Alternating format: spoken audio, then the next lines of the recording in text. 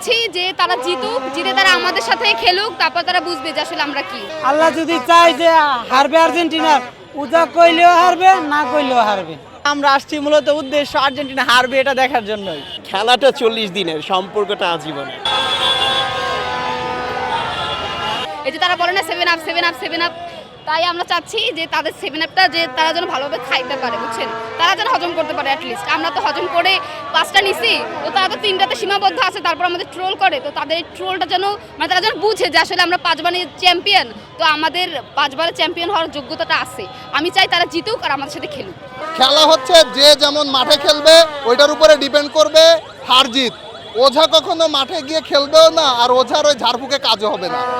যদি আর্জেন্টিনা আজকে ভালো খেলে অবশ্যই আর্জেন্টিনা জিতবে, আর আমরা চাই আর্জেন্টিনা জিতে আমাদের বিপক্ষে আসুক, দেন দেখা যাবে যে কার পায়ে কত জোর। আল্লাহ যদি চায় যে হারবে আর্জেন্টিনা, উজা কইলেও হারবে, না কইলেও হারবে। আশা আছে, কারণ বর্তমান চ্যাম্পিয়ন আছে, তারপরে তারা অনেক ভালো খেলতেছে, তো ওই হিসাবে অনেক আশা আছে আর্জেন্টিনার এবারও জয়ী হবে। বাকিটা মাঠের পারফরমেন্সের উপরে, যারা ভালো খেলবে তারাই জয়ী হবে। খেলাতে হার জিত থাকবেই। অনেক সময় দেখবেন কি প্লেয়ার ভালো হলে লাখ খারাপ হলে ঠকতে পারে, এটা স্বাভাবিক। খেলাতে যে সবসময় দেখবেন কি সবসময় মানুষের শরীর ভালো থাকে না। ওই যে কি বলে যে পরিবর্তন হয়, তেমন মানুষের জীবনও পরিবর্তন হতে পারে। অবশ্যই কোনো না কোনো ফল্ট ছিল, তাই হারছে, বাট বিশ্বকাপে আমরা কাপ নিব, এইটাই সত্য কথা। আর্জেন্টিনার ব্যাপারটা হচ্ছে খেলা হার জিত এটা পরে, প্রথমত হচ্ছে একটা আনন্দ।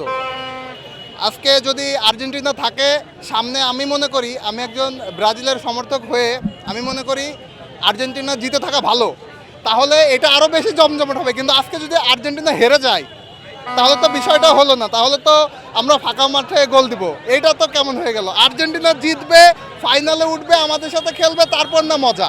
তো যে বলে না যে ছোট বাচ্চাদের সাথে যদি বয়স্কদের খেলতে দেয় তাহলে বাচ্চারা আর কি পারবে, বাচ্চাদের কৌশল জানে না।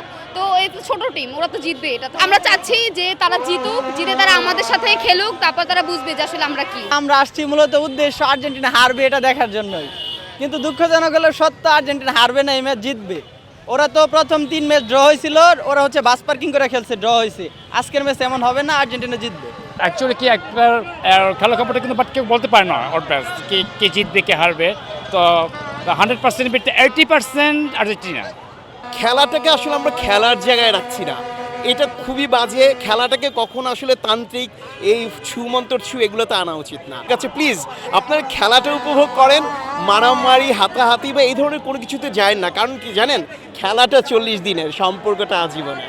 আমার কেন জানি মনে হচ্ছে আর্জেন্টিনা আজকে ম্যাচটা হারতেও পারে।